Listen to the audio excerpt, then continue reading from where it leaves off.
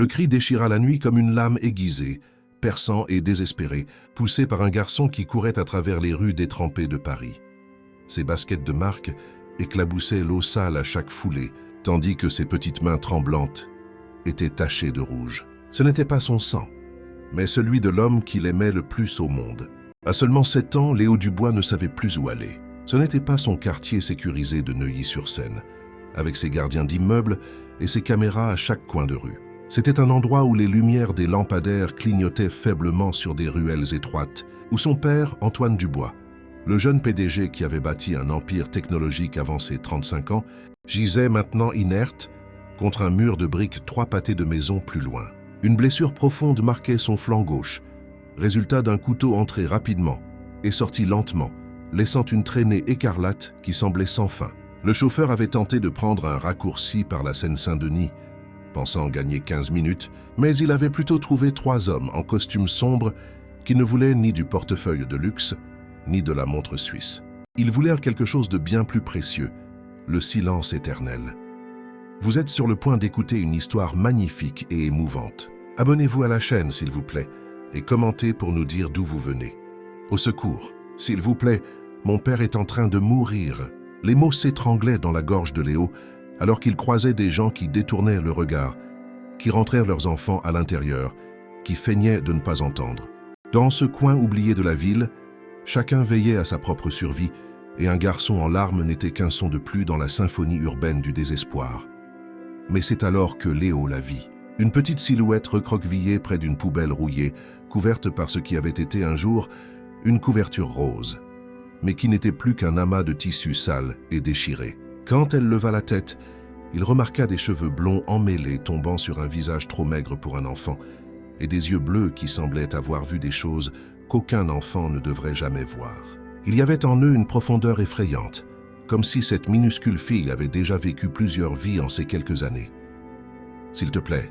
La voix de Léo n'était qu'un murmure rauque alors qu'il s'agenouillait devant elle, sans se soucier de ses genoux s'enfonçant dans une flaque boueuse. « J'ai besoin d'aide.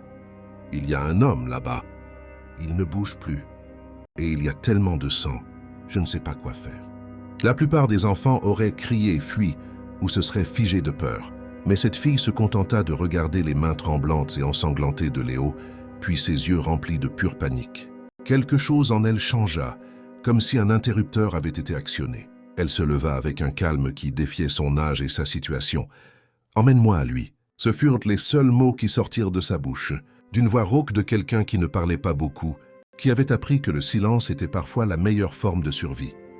Léo ne posa aucune question. Il ne demanda pas qui elle était, ni pourquoi une enfant vivait seule dans la rue. Il attrapa simplement sa main, fine et froide, et la tira derrière lui à travers les rues mouillées, les poumons en feu, le cœur battant si fort qu'il l'entendait. Dans ses oreilles, comme des tambours de guerre annonçant une bataille, qu'il ne savait pas s'il pourrait gagner. Lorsqu'ils atteignirent la ruelle sombre où Antoine était effondré, la fille n'hésita pas une seconde. Elle s'agenouilla à ses côtés avec des gestes qui semblaient répétés 100 fois. Ses petites mains se déplaçaient avec détermination sur le corps inerte du PDG, pressant 2 doigts contre son cou pour chercher un pouls. Léo observait, hypnotisé, cet enfant des rues faire des choses dont il ne soupçonnait même pas l'existence.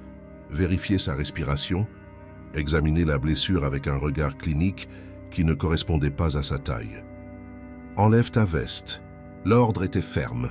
Léo obéit sans réfléchir, retirant le blouson de marque que sa grand-mère lui avait offert pour son dernier anniversaire. La fille prit le tissu, le plia fermement pour en faire une compresse improvisée qu'elle appuya contre la blessure d'Antoine avec une force surprenante pour quelqu'un d'aussi petit. Puis, elle déchira son propre pull en lambeaux pour en faire de longues bandes qu'elle utilisa pour serrer autour du torse de l'homme, créant une pression sur le point de saignement. Chaque mouvement était précis, calculé, comme si elle avait fait cela de nombreuses fois auparavant. « Comment sais-tu faire ça ?» murmura Léo, l'admiration et la peur se mêlant à parts égales. La fille ne répondit pas immédiatement.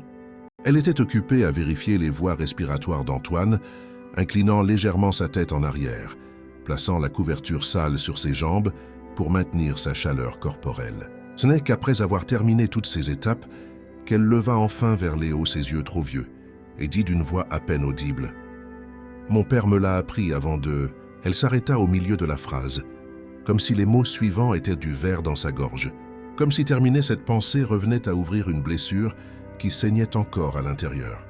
Les sirènes déchirèrent enfin le silence de la nuit, les gyrophares peignant les murs de la ruelle en rouge et blanc. Les ambulanciers du SAMU accoururent avec leurs mallettes d'équipement, leurs voix professionnelles remplissant l'air de termes médicaux que Léo ne comprenait pas tout à fait. Mais il comprit le regard de surprise sur le visage du médecin urgentiste quand celui-ci vit le bandage improvisé, la manière dont la blessure avait été stabilisée. Il se tourna vers la petite fille avec un respect sincère dans les yeux. « C'est toi qui as fait ça, ma petite ?» demanda-t-il. La fille hocha simplement la tête, ses yeux cherchant déjà une issue, planifiant déjà sa fuite. Rester signifiait des questions. Les questions signifièrent les autorités. Et les autorités signifièrent le système qui ne l'avait pas protégée quand elle en avait le plus besoin. « Quel âge as-tu » insista-t-il. « 7 ans. » répondit-elle d'une voix fine comme un fil. L'urgentiste secoua la tête, incrédule, tandis que ses collègues plaçaient Antoine sur un brancard, stabilisant ses signes vitaux, le préparant pour un transport d'urgence. « Tu lui as sauvé la vie, gamine. Tu lui as acheté le temps dont il avait besoin. » Les mots du médecin restèrent suspendus dans l'air humide, mais quand Léo se retourna pour remercier sa sauveuse, pour lui demander son nom, pour lui offrir de l'aide, elle avait disparu comme de la fumée dans la brise nocturne. Seul un lambeau de tissu rose gisait sur le sol mouillé, preuve qu'elle avait bien existé, qu'elle n'était pas une hallucination née du désespoir. Léo cria son nom sans même le connaître. Il cria dans l'obscurité qu'il avait avalée, mais seul le silence lui répondit. L'ambulance filait à travers Paris, ses sirènes fendant l'aube. À l'intérieur, Léo tenait la main froide de son père, tandis que l'équipe médicale travaillait avec une efficacité routinière, posant des perfusions, surveillant la pression artérielle, faisant tout ce qu'ils pouvaient pour que ce cœur continue de battre jusqu'à leur arrivée à l'hôpital de la Pitié-Salpêtrière. Un bref instant, les yeux d'Antoine s'ouvrirent, vitreux à cause de la perte de sang et du choc. Il murmura à travers le masque à oxygène. « Tu as vu, mon fils? Tu as vu l'ange ?» Léo ne sut quoi répondre, car elle ne ressemblait pas à un ange. Elle ressemblait juste à une fille effrayée et seule, qui savait des choses qu'aucun enfant ne devrait savoir. 3 jours s'écoulèrent, comme 3 ans. Antoine restait inconscient dans une chambre privée de l'hôpital, des tubes et des fils reliant son corps à des machines qui bipaient et bourdonnaient, surveillant chaque battement, chaque respiration, chaque signe que la vie pulsait encore en lui. Léo ne quitta pas son chevet, sauf pour prendre une douche rapide ou manger quelque chose qui n'avait aucun goût. Son esprit était bloqué sur cette nuit pluvieuse, dans cette ruelle sombre, avec cette fille mystérieuse, apparue au moment où ils en avaient le plus besoin, avant de disparaître sans laisser de traces. La police vint poser des questions. Des inspecteurs en civil qui notaient tout dans leur calepin, mais semblaient sceptiques, lorsque Léo décrivait la fille comme s'il avait inventé une héroïne, pour donner un sens au traumatisme, comme si les enfants des rues avec des connaissances médicales étaient des personnages de fiction, et non la dure réalité de la ville. Mais Léo insistait, elle était réelle. Elle a sauvé mon père. Elle savait exactement quoi faire. Les policiers échangèrent des regards qui disaient clairement qu'ils pensaient que le garçon était en état de choc, créant des récits pour faire face à la peur de voir son père presque mourir. Quand Antoine se réveilla enfin, le matin du 4e jour, son premier mot fut un nom qu'il ne connaissait pas. « Chloé » murmura-t-il, puis sa voix se fit plus forte. « La fille. Vous avez trouvé la fille qui m'a sauvé ?» Léo sentit des larmes chaudes couler sur ses joues en serrant la main de son père. « Elle a disparu, papa. J'ai cherché partout, mais elle s'est volatilisée comme si elle n'avait jamais existé. » Quelque chose dans l'expression d'Antoine changea à ce moment-là. Une détermination d'acier émergea sous la douleur et l'épuisement. « Nous allons la retrouver », dit-il avec une fermeté qui n'admettait aucune discussion. « Peu importe le temps que ça prendra, peu importe les ressources que je devrais utiliser. Nous trouverons cette fille, et quand nous l'aurons trouvée, je m'assurerai qu'elle n'ait plus jamais à dormir dans la rue, plus jamais à être seule, plus jamais à avoir peur. » Léo hocha la tête, car il ressentait la même chose. Ce lien inexplicable qui se forme lorsque quelqu'un vous sauve ou lorsque vous êtes témoin d'un acte de courage si pur qu'il change quelque chose de fondamental en vous. Mais ce qu'Antoine et Léo ne savaient pas encore, c'est que les hommes qui avaient attaqué le PDG cette nuit-là n'étaient pas de simples voleurs.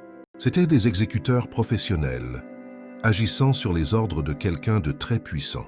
Quelqu'un qui voulait éliminer Antoine Dubois pour des raisons qui allaient bien au-delà des affaires ou de la concurrence. Et cette fille mystérieuse qui lui avait sauvé la vie, cet enfant des rues aux yeux anciens et aux mains habiles, n'était pas une simple témoin. Elle était Chloé Moreau, fille de Jean-Pierre Moreau, l'infirmier du SAMU qui, 6 mois plus tôt, avait été témoin de quelque chose qu'il n'aurait jamais dû voir. Les mêmes hommes qui lui avaient pris ses parents voulaient maintenant s'assurer qu'elle ne parlerait jamais de ce qu'elle savait, ne raconterait jamais ce qu'elle avait vu, ne relirait jamais les points qui révéleraient une conspiration atteignant le sommet de la pyramide du pouvoir à Paris. À cet instant précis, Chloé était accroupie sur l'escalier de secours à l'extérieur de la chambre d'Antoine. À travers la fenêtre, elle observait l'homme qu'elle avait sauvé se réveiller enfin, voyant la joie sur le visage de son fils. Elle sentit quelque chose se serrer dans sa poitrine, une émotion qu'elle avait enterrée 6 mois plus tôt, en se cachant dans ce placard, écoutant les derniers instants de sa mère lui être volés. Une émotion appelée espoir. L'espoir était dangereux, car il faisait baisser la garde. Il faisait croire aux gens qu'ils pouvaient avoir un avenir. Et chaque fois que Chloé s'autorisait à espérer, chaque fois qu'elle pensait pouvoir faire confiance à quelqu'un, elle se souvenait de la nuit où elle avait tout perdu. Et la peur revenait glacer son sang.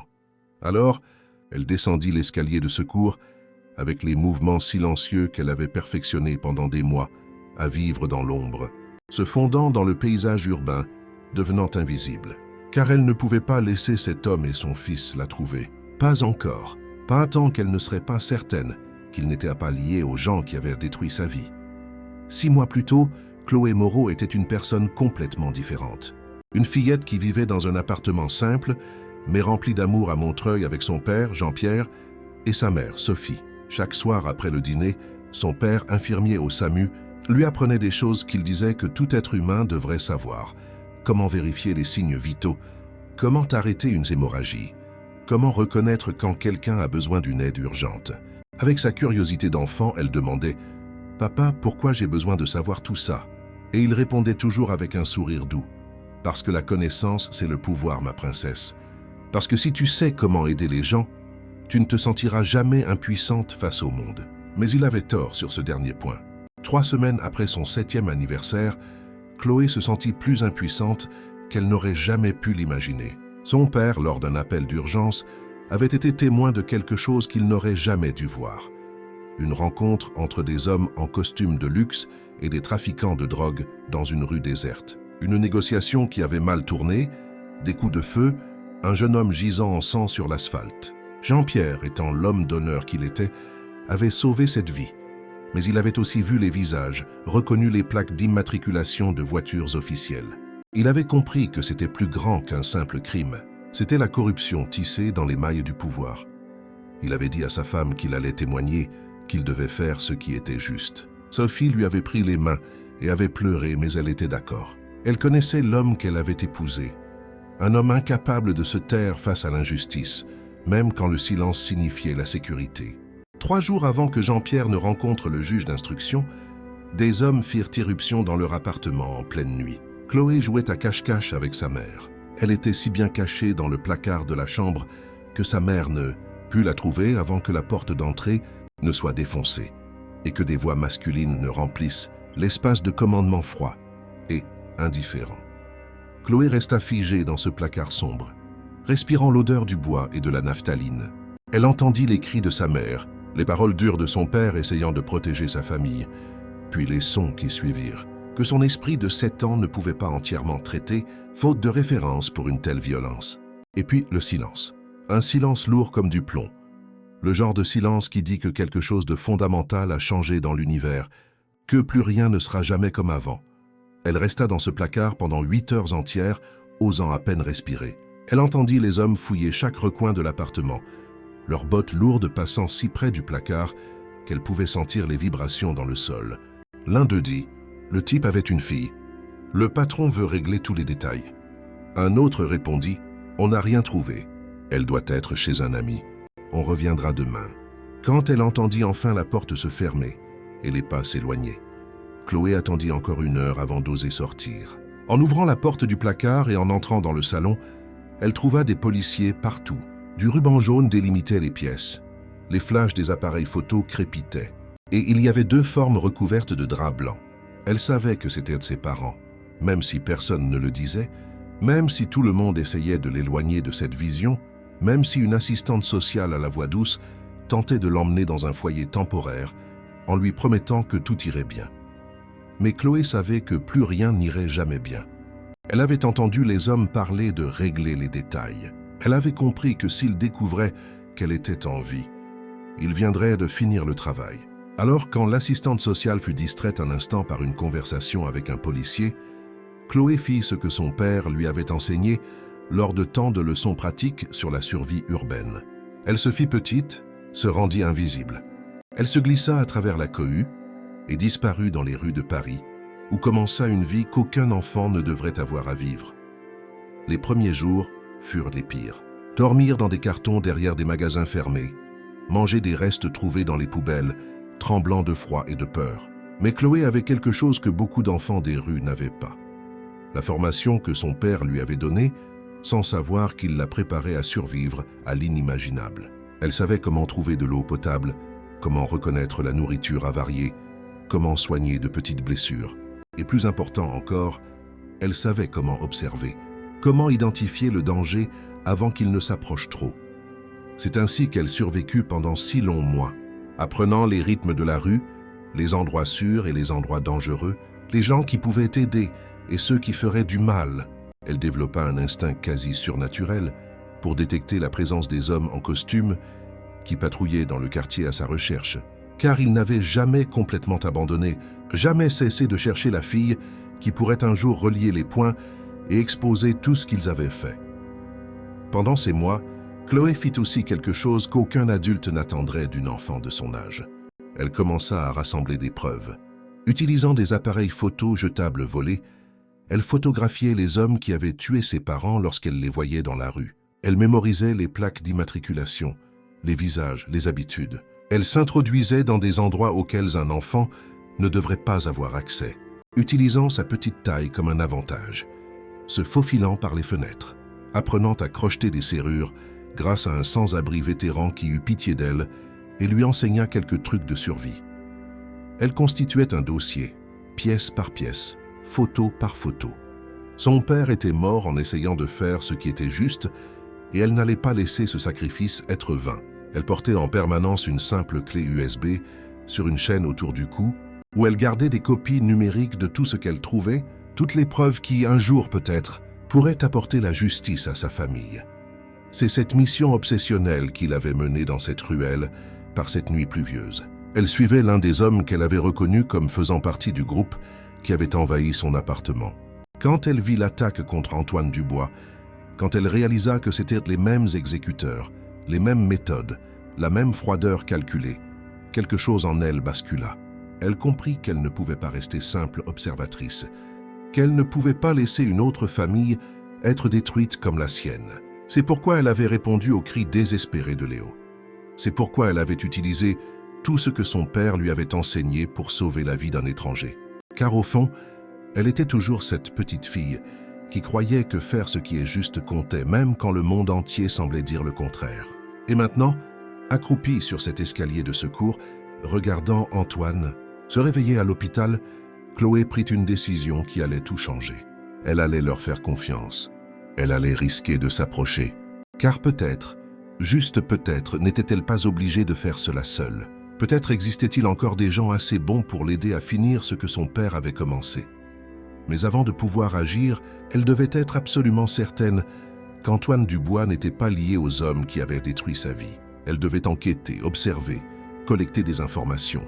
C'est ainsi que Chloé passa les semaines suivantes à suivre discrètement la famille Dubois, apprenant leurs habitudes, leurs routines, cherchant le moindre signe qu'il pourrait être dangereux. Et plus elle observait, plus elle voyait des choses qui lui rappelaient sa propre famille. La façon dont Antoine regardait Léo avec un amour inconditionnel, la façon dont Léo parlait avec enthousiasme de ses journées d'école, même s'il s'inquiétait pour le rétablissement de son père, la manière dont ils se soutenaient mutuellement à travers la douleur et la peur. C'est au cours d'une de ces séances d'observation que Chloé vit quelque chose qui changea tout. Un homme en costume sombre, Un homme qu'elle reconnut comme ayant été dans la ruelle cette nuit-là se tenait à l'extérieur de l'hôpital, fumant une cigarette et parlant au téléphone. L'instinct de Chloé hurla au danger. Cet homme n'était pas là par hasard. Il surveillait, attendait, planifiait quelque chose. En s'approchant suffisamment pour entendre des bribes de la conversation, son sang se glaça dans ses veines. « La cible est toujours en vie », dit l'homme d'une voix basse mais claire. « Oui, le gamin lui rend visite tous les jours. Dubois pose des questions sur la gamine des rues, il essaie de la retrouver. Il y eut une pause, où de toute évidence quelqu'un parlait de l'autre côté. Non, on n'a pas encore localisé la petite Moreau, mais si elle réapparaît près de Dubois, même protocole que pour la famille. Pas de survivants, pas de témoins. Chloé recula lentement, chaque cellule de son corps vibrant d'adrénaline et de peur. Maintenant, elle comprenait tout. Antoine Dubois n'était pas un ennemi. Il était une autre victime, une autre cible des mêmes hommes qui avaient tué ses parents. Et ces hommes savaient qu'elle avait aidé Antoine. Savaient qu'elle était un témoin. Savaient que si elle et Antoine se connectaient, ils pourraient rassembler suffisamment d'informations pour exposer toute l'opération. Elle devait les avertir. Elle devait les protéger. Mais comment faire sans s'exposer complètement, sans les mettre tous dans un danger encore plus grand? C'est en se débattant avec ces questions impossibles que Chloé prit la décision la plus courageuse de sa courte vie. Elle allait arrêter de se cacher. Elle allait arrêter de faire cavalier seule. Elle allait croire qu'il existait encore dans le monde des gens qui se battaient pour ce qui était juste. Même quand c'était dangereux, même quand cela pouvait tout coûter. La décision de faire confiance ne fut pas facile pour Chloé Moreau. Chaque fibre de son être lui hurlait de continuer à courir, de rester dans l'ombre où elle avait survécu pendant 6 mois difficiles. Mais quelque chose de fondamental avait changé lorsqu'elle avait entendu cet homme parler du même protocole, lorsqu'elle avait réalisé qu'Antoine et Léo se dirigeaient vers le même destin que ses parents, à moins que quelqu'un ne fasse quelque chose. Cette nuit-là, elle s'infiltra dans le bureau de la sécurité de l'hôpital en utilisant les compétences qu'elle avait perfectionnées dans la rue, se glissant par une porte de service que personne ne vérifiait correctement. Elle trouva le système de caméra qui enregistrait chaque couloir, chaque entrée, chaque mouvement. Elle avait besoin de preuves concrètes, de preuves vidéo montrant les hommes qui avaient attaqué Antoine, reliant cette attaque aux mêmes criminels qui avaient tué sa famille. Elle travailla rapidement, avec des mains étonnamment habiles pour une enfant, naviguant dans les menus numériques, trouvant les enregistrements de la nuit de l'attaque, copiant tout sur sa clé USB. Mais elle était si concentrée sur sa tâche qu'elle n'entendit pas les pas dans le couloir jusqu'à ce qu'il soit presque trop tard, jusqu'à ce que la poignée de la porte commence à tourner. Elle n'eut que quelques secondes pour se cacher. Chloé se jeta sous le bureau de contrôle, se faufilant dans l'espace étroit entre les classeurs et le mur, rendant son corps petit, maîtrisant sa respiration. Elle reconnut les chaussures de luxe de l'homme qui entra. Le même homme à la cigarette, le même dont les paroles au téléphone avaient révélé leurs intentions mortelles. Il parla de nouveau dans son portable.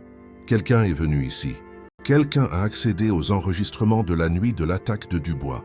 De l'autre côté de la ligne, Chloé imagina qu'on lui donnait des ordres, car l'homme connecta quelque chose à l'ordinateur et commença à effacer les fichiers, détruisant les preuves, couvrant leurs traces. Le cœur de Chloé battait si fort qu'elle était sûre qu'il pouvait l'entendre. Chaque battement comme un tambour annonçant sa position. Mais elle se força à rester absolument immobile, absolument silencieuse.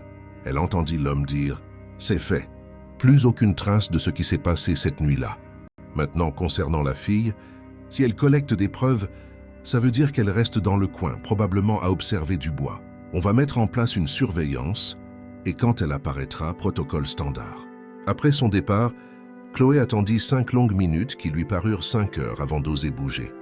Quand elle rampa enfin hors de sa cachette, elle vérifia sa clé USB avec des mains tremblantes et découvrit que les enregistrements étaient toujours là. L'homme avait effacé le disque dur, mais n'avait pas pensé à vérifier les périphériques externes, n'imaginant pas qu'une enfant de 7 ans serait assez maligne pour faire une copie avant son arrivée. Chloé ressentit une petite victoire à ce moment-là, même en sachant que la guerre était loin d'être terminée. Elle savait qu'elle ne pouvait plus attendre. Elle devait parler à Antoine, l'avertir du danger. Mais comment s'approcher sans mettre tout le monde dans la ligne de mire immédiate de ces hommes? C'est alors qu'elle planifiait sa prochaine action qu'elle entendit quelque chose qui lui glaça le sang. des voix dans le couloir, plusieurs voix, des hommes communiquant par radio. Ils avaient découvert l'intrusion plus vite qu'elle ne l'avait prévu. Ils fouillaient l'hôpital à sa recherche. Chloé courut, ses pieds nus silencieux sur le linoléum froid. Elle tourna au coin d'un couloir et vit d'autres hommes venant de la direction opposée. Elle était encerclée, sans issue évidente. C'est alors qu'elle repensa aux paroles de son père. « Parfois, la chose la plus courageuse n'est pas de se battre seule, ma princesse. C'est de savoir quand demander de l'aide. » Chloé fit un choix qui contredisait tous ses instincts de survie. Elle ne courut pas pour s'éloigner d'Antoine Dubois, mais vers lui. Elle sprinta dans le couloir en direction de sa chambre, les hommes criant derrière elle, se rapprochant, la touchant presque. Elle fit irruption dans la chambre au moment même où des doigts effleuraient l'arrière de sa chemise sale. « S'il vous plaît !» Le mot sortit dans un cri désespéré, alors que Chloé se jetait derrière le lit d'hôpital. « Ils vont me tuer comme ils ont tué mes parents. Comme ils ont essayé de vous tuer, monsieur Dubois. S'il vous plaît, ne me laissez pas mourir aussi. » Elle vit l'expression d'Antoine passer de la surprise à une détermination féroce, alors qu'il comprenait qui elle était. La fille qu'il cherchait depuis des semaines, la petite héroïne qui lui avait sauvé la vie, apparaissant enfin dans des circonstances terribles. « Personne ne te fera de mal », dit Antoine avec une autorité qui fit que Léo se plaça instinctivement devant Chloé, formant une barrière humaine protectrice. Lorsque 3 hommes en costume sombre entrèrent dans la chambre avec des expressions froides et professionnelles, Antoine appuya sur le bouton d'appel de l'infirmière et dit d'une voix ferme « Cet enfant est sous ma protection. Si vous voulez l'emmener, vous devrez passer par la police, les services sociaux et mes avocats. J'ai déjà appelé l'inspectrice Laurent et elle est en route. C'était un bluff, mais un bon bluff. Ces hommes ne pouvaient pas risquer une scène publique, pas avec le personnel hospitalier pouvant arriver à tout moment, pas avec des témoins. » Leur chef regarda Chloé avec des yeux qui promettaient que ce n'était pas fini, avant de faire demi-tour et de partir avec ses acolytes, disparaissant comme des ombres qui reculent devant la lumière. Chloé s'effondra contre le mur, tremblant de manière incontrôlable maintenant que le danger immédiat était passé. Léo s'approcha lentement, prudemment, comme on approche un animal blessé. Il tendit la main. « Ça va aller », dit-il gentiment. « Tu es en sécurité maintenant. Mon père ne ment pas. S'il a dit qu'il allait te protéger, alors il le fera. » Chloé regarda cette main tendue, propre et soignée, si différente de ses propres mains sales et égratignées. Puis elle regarda les visages d'Antoine et de Léo. Elle y vit quelque chose qu'elle n'avait pas vu depuis 6 mois, des gens qui voulaient sincèrement aider sans rien attendre en retour. Lentement, avec hésitation, elle prit la main de Léo. « Ils ont tué ma mère et mon père parce que papa allait témoigner sur quelque chose qu'il avait vu, » murmura-t-elle d'une voix brisée. « Et maintenant, ils veulent me tuer aussi. Et ils vous tueront si vous m'aidez. Je ne voulais pas vous mêler à ça. Mais je n'avais nulle part où aller. » Les larmes vinrent enfin, des larmes qu'elle avait retenues pendant 6 mois. Des larmes pour tout ce qu'elle avait perdu et tout ce qu'elle pouvait encore perdre. Antoine prit son téléphone et cette fois appela réellement l'inspectrice Isabelle Laurent. 30 minutes plus tard, lorsqu'elle arriva avec 2 officiers en uniforme, Chloé raconta son histoire pour la première fois dans son intégralité. Du placard à la rue, des preuves collectées au danger actuel. Elle remit la clé USB qui contenait des mois de travail méticuleux, des mois d'observation et de documentation qu'une enfant de 7 ans n'aurait jamais dû avoir à faire. Isabelle Laurent, une femme d'une 40aine d'années aux yeux doux mais vifs, s'agenouilla au niveau de Chloé. « Tu es la fille la plus courageuse que j'ai jamais rencontrée, Chloé Moreau. Et nous allons nous assurer que les personnes qui ont fait ça à ta famille paient pour ce qu'elles ont fait. Je te le promets. » Il y avait quelque chose dans sa voix, une conviction sincère qui fit croire à Chloé que peut-être, enfin, elle avait trouvé de vrais alliés dans ce combat qui semblait impossible. Dans les heures qui suivirent, Isabelle connecta la clé USB à son ordinateur portable. Ce qui apparut à l'écran la fit pâlir. Les preuves que Chloé avait rassemblées étaient extraordinaires. Des photos d'hommes connus lors de rencontres qui n'auraient jamais dû avoir lieu. Des enregistrements de l'attaque contre Antoine, montrant clairement les visages et les plaques d'immatriculation. Des documents que Chloé avait photographiés lors de ses intrusions dans des bureaux, révélant des liens entre le crime organisé et des fonctionnaires du gouvernement. Tout était méticuleusement organisé, daté, catégorisé, avec une attention aux détails qui rivalisait avec les enquêtes professionnelles. Comment as-tu réussi à obtenir tout ça ? demanda Isabelle entre admiration et incrédulité. Chloé répondit simplement « Mon père m'a appris à être attentive. Il disait que les détails peuvent sauver des vies, et j'avais besoin de sauver la mienne.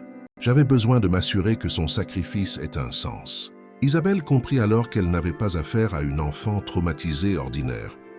Elle avait affaire à quelqu'un qui avait transformé son traumatisme en mission, sa douleur en objectif, sa peur en détermination. Mais les nouvelles n'étaient pas toutes bonnes. Isabelle expliqua que les preuves impliquaient des personnes puissantes, y compris des politiciens de haut rang, des policiers corrompus, des juges qui fermèrent les yeux sur les crimes tant qu'ils recevaient à leur part. Cela signifiait qu'ils ne pouvaient pas faire confiance au système normal. Ils ne pouvaient pas simplement présenter les preuves et s'attendre à ce que la justice suive son cours, car le système était infecté de l'intérieur, compromis à des niveaux qui rendaient chaque action périlleuse. « Nous devons y aller doucement », dit Isabelle. « Monter un dossier en béton. S'assurer que lorsque nous agirons, nous pourrons tous les arrêter d'un coup. S'ils découvrent que nous enquêtons, ils détruiront les preuves, feront disparaître les témoins. » Elle regarda Chloé et ajouta « Tu n'es plus seule, petite.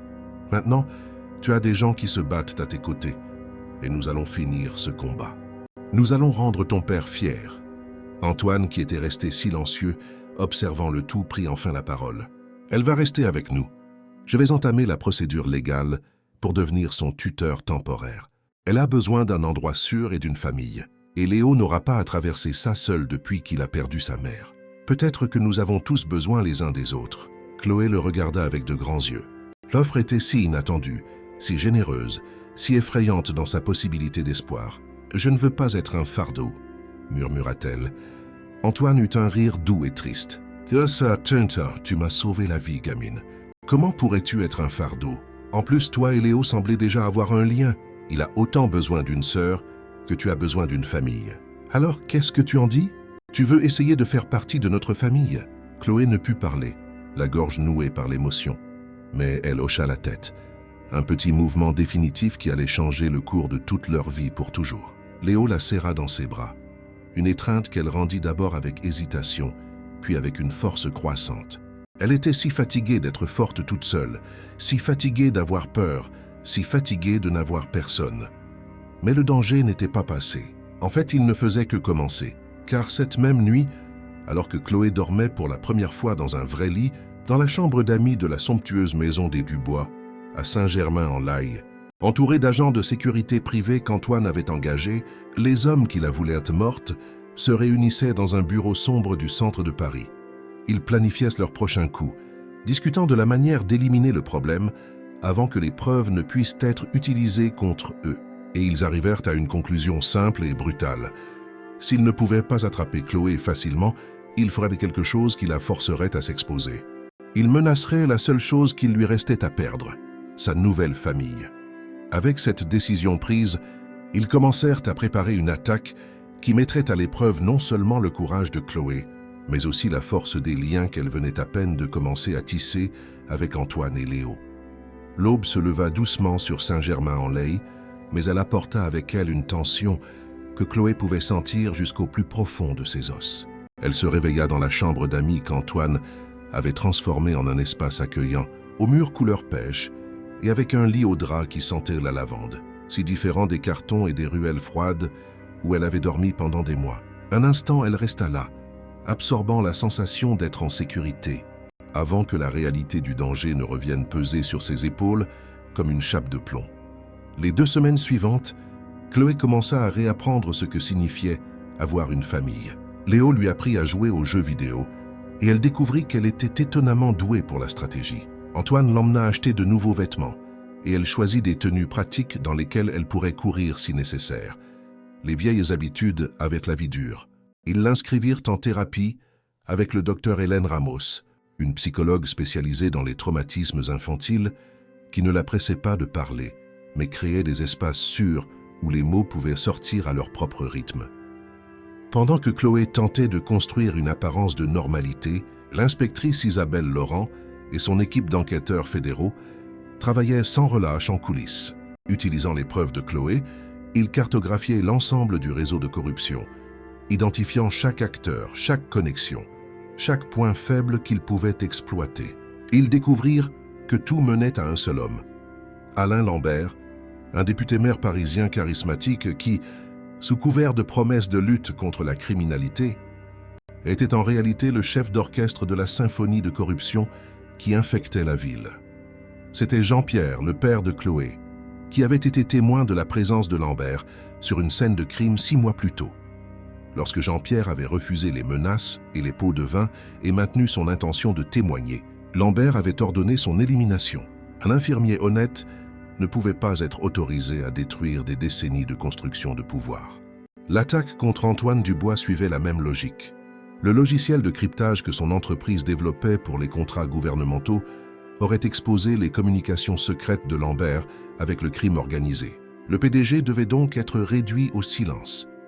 Maintenant, avec Chloé sous protection et les preuves en cours de compilation, Lambert savait que son empire était menacé. Cette fillette de 7 ans était devenue la plus grande menace à son existence. Il prit une décision désespérée, ordonner une attaque finale contre la résidence des Dubois, une invasion coordonnée pour récupérer les preuves et éliminer les témoins d'un seul coup brutal. Ce qu'il ne savait pas, c'est que l'appel téléphonique donnant ses ordres avait été intercepté par Isabelle Laurent. Elle avait maintenant une cause probable pour des mandats d'arrêt, mais il lui fallait encore quelques jours pour s'assurer que l'ensemble du réseau puisse être démantelé d'un seul coup. 3 jours avant la date fixée par Isabelle pour les arrestations, l'attaque eut lieu. C'était un après-midi ensoleillé. Chloé et Léo étaient dans la piscine, apprenant à nager. Chloé avait avoué qu'elle n'avait jamais vraiment appris, et Léo s'était donné pour mission personnelle d'y remédier. Il riait, vraiment riait, lorsque l'alarme de sécurité se mit à hurler, stridente et aiguë. Chloé vit Antoine courir vers eux, criant d'entrer dans la maison, de se diriger vers la panic room au sous-sol. Elle vit la fumée commencer à s'élever de la façade de la propriété, où des cocktails Molotov avaient été lancés à travers les fenêtres. Léo se figea de peur, mais Chloé, qui avait survécu 6 mois dans la rue, qui avait développé des instincts de survie aiguisés comme des rasoirs, attrapa sa main et le tira. « Cours !» cria-t-elle.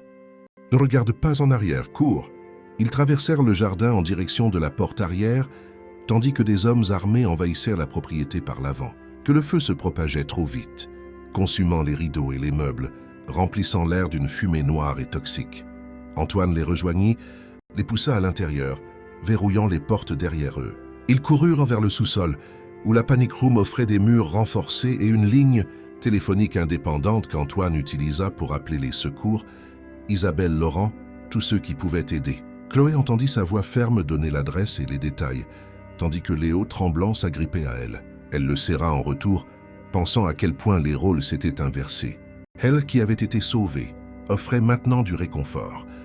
Les assaillants connaissaient l'existence de la panic room. Ils crièrent de l'extérieur, exigeant que Chloé sorte, promettant que personne d'autre ne serait blessé si seulement elle se rendait. Un instant terrible, Chloé l'envisagea. Se sacrifier pour sauver Antoine et Léo, pour protéger les personnes qui lui avaient montré de la bonté quand le monde entier semblait cruel. Mais Antoine lui prit les épaules et dit « N'y pense même pas une seconde. Nous sommes une famille maintenant, et une famille ne s'abandonne pas. Quoi qu'il arrive, nous restons ensemble.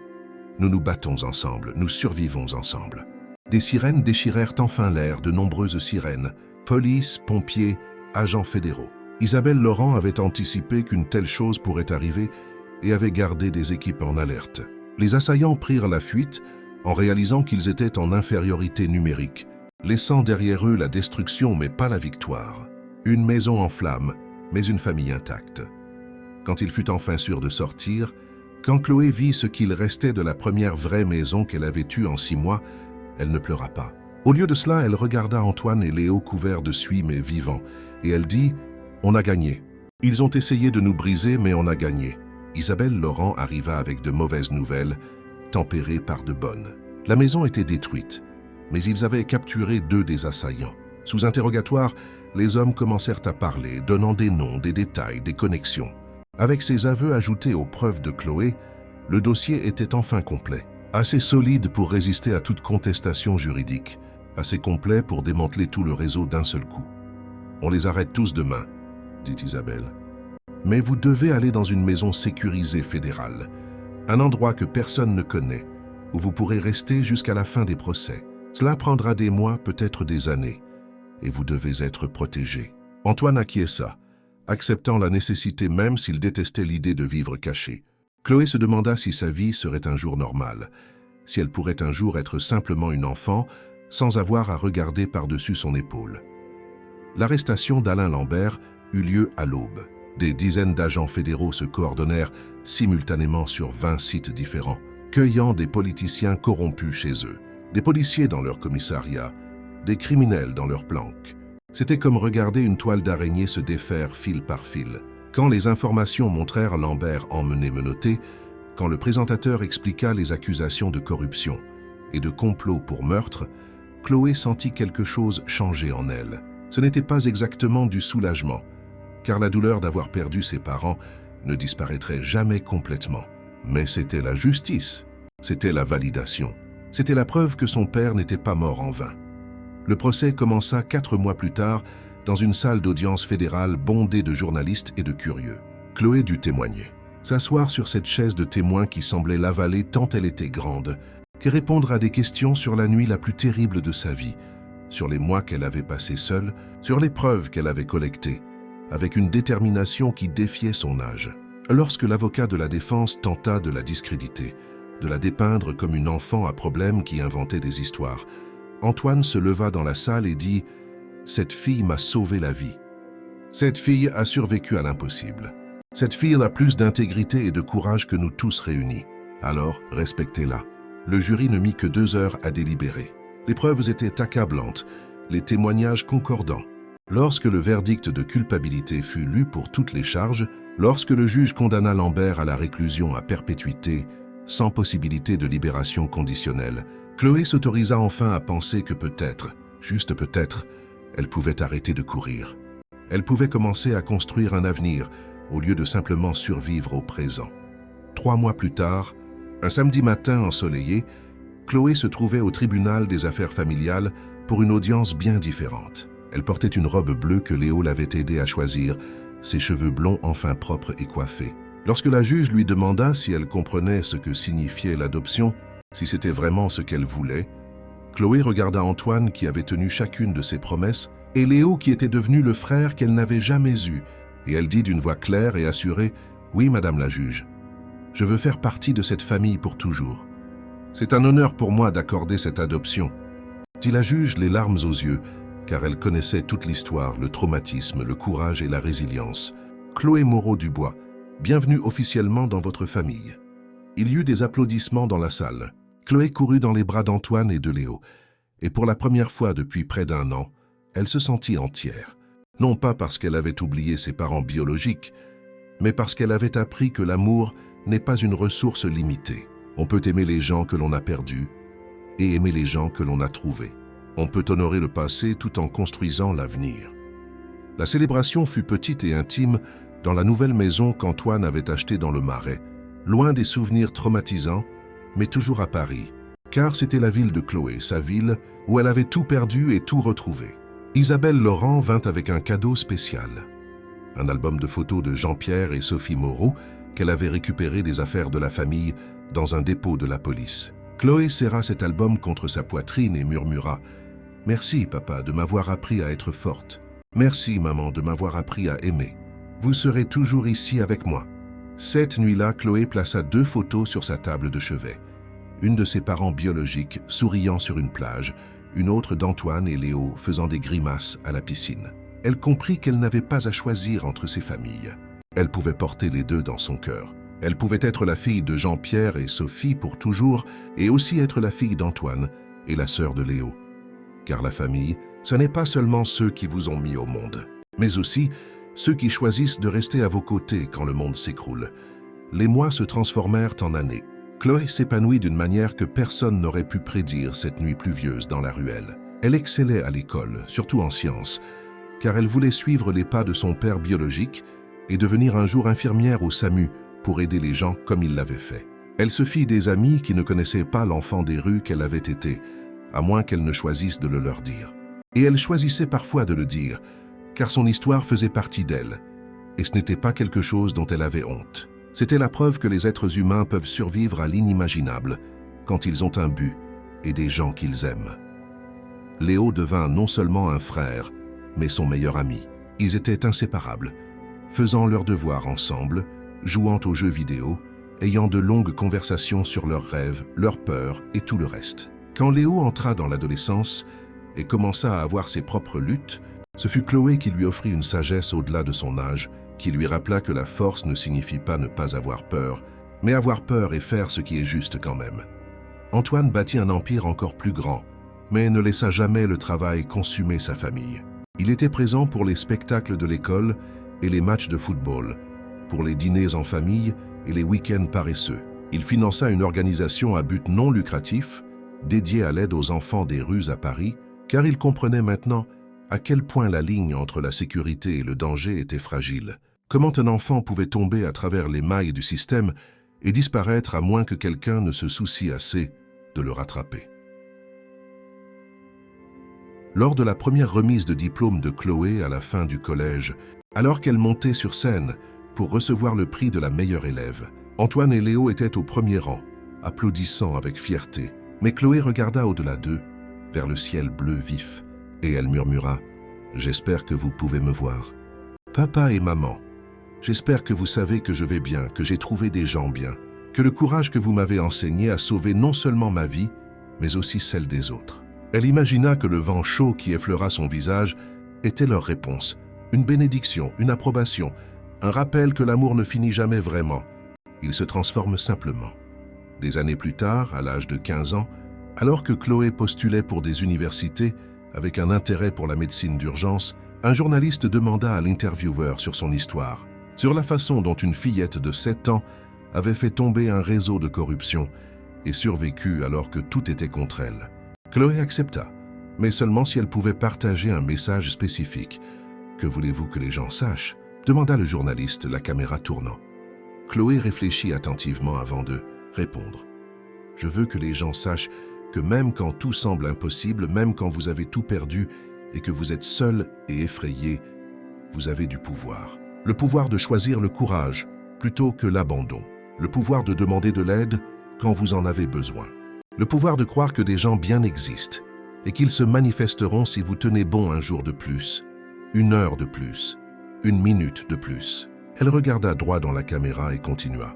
« Et si quelqu'un qui regarde cette vidéo traverse quelque chose de difficile, se sent seul ou effrayé ou sans espoir, je veux que vous sachiez que vous n'êtes pas seul, que votre histoire n'est pas terminée, que demain peut être le jour où tout change. Alors s'il vous plaît, continuez. S'il vous plaît, demandez de l'aide. S'il vous plaît, croyez que vous méritez d'être sauvé parce que vous le méritez. Nous le méritons tous. » L'interview devint virale, partagée des millions de fois. Chloé reçut des lettres de tout le pays, de personnes racontant comment son histoire les avait inspirées, comment elles avaient trouvé le courage de quitter des situations abusives, de dénoncer des crimes, ou simplement de continuer quand elles voulaient abandonner. Chloé garda chaque lettre dans un classeur spécial, car elles étaient la preuve que la douleur peut être transformée en but, que survivre peut devenir prospérer, que l'enfant des rues qu'elle avait été était devenu quelque chose de plus grand, un symbole de résilience et d'espoir. Pour le 10e anniversaire de la nuit où tout a commencé, Chloé et sa famille visitèrent la ruelle où Antoine avait failli perdre la vie, où Chloé avait pris la décision de sauver un étranger sans savoir que ce choix changerait tout. La ruelle ne semblait plus effrayante à la lumière du jour. C'était juste un bout de béton entre deux bâtiments, ordinaire et oubliable, sauf pour ce qui s'y était passé. Chloé déposa des fleurs là où son père adoptif était tombé, là où elle avait utilisé la formation que son père biologique lui avait donnée pour faire la différence. Elle dit à voix haute « Merci de m'avoir appris, papa, de m'avoir donné les outils non seulement pour survivre, mais pour aider les autres. Tu as sauvé plus de vies à travers moi que tu ne le sauras jamais. » Antoine posa une main sur son épaule. « Ton père serait si fier de la femme que tu deviens, Chloé, tout comme je le suis. Tout comme Léo l'est. Tu as pris le pire moment de ta vie et tu l'as transformé en quelque chose de beau, quelque chose qui compte. Et c'est le plus grand acte de courage que je connaisse. » Ils rentrèrent ensemble à la maison, cette famille improbable forgée dans la tragédie, mais soudée par l'amour. Chloé pensa à quel point la vie est étrange. Comment on peut tout perdre et trouver encore des raisons de continuer. Comment les pires nuits peuvent mener aux plus belles aubes si seulement on tient bon. Et elle sut avec une certitude absolue que même si elle n'oublierait jamais la douleur, même si elle porterait toujours les cicatrices de ce qu'elle avait survécu, ces cicatrices ne la définissaient pas. Elle faisait simplement partie de la grande histoire de qui elle était et de qui elle devenait. Cette nuit-là, Chloé écrivit dans son journal quelque chose qui deviendrait son mantra. « Aujourd'hui, je choisis de croire que demain sera meilleur. Aujourd'hui, je choisis d'honorer ma douleur en la transformant en but. Aujourd'hui, je choisis d'aimer les gens qui m'aiment en retour. Aujourd'hui, je choisis d'être reconnaissante pour ce que j'ai au lieu d'être amère pour ce que j'ai perdu. Aujourd'hui, je choisis de vivre, pas seulement de survivre. » Elle signa de son nom complet Chloé Moreau-Dubois. Et pour la première fois, ce nom ne lui sembla pas étranger. Il lui sembla juste. Il lui sembla être chez elle. Il lui sembla être elle. Fin de l'histoire, et si cette histoire a touché votre cœur, si vous avez trouvé l'inspiration dans le parcours de Chloé, nous vous invitons à partager ce message d'espoir avec d'autres qui pourraient avoir besoin de l'entendre. Abonnez-vous à la chaîne pour plus d'histoires qui célèbrent le courage humain face à l'adversité. Laissez un j'aime si vous croyez que même dans les heures les plus sombres, nous pouvons trouver la lumière. Et commentez ci-dessous pour nous dire quelle partie de l'histoire a le plus résonné en vous. Car vos mots comptent, votre histoire compte, vous comptez. Et ensemble, nous pouvons créer un monde où aucun enfant n'a à affronter seul ce que Chloé a affronté, où la famille n'est pas définie seulement par le sang, mais par l'amour, le choix et la présence, où la justice l'emporte sur la corruption, où le courage vainque la peur, où l'espoir trouve toujours un chemin.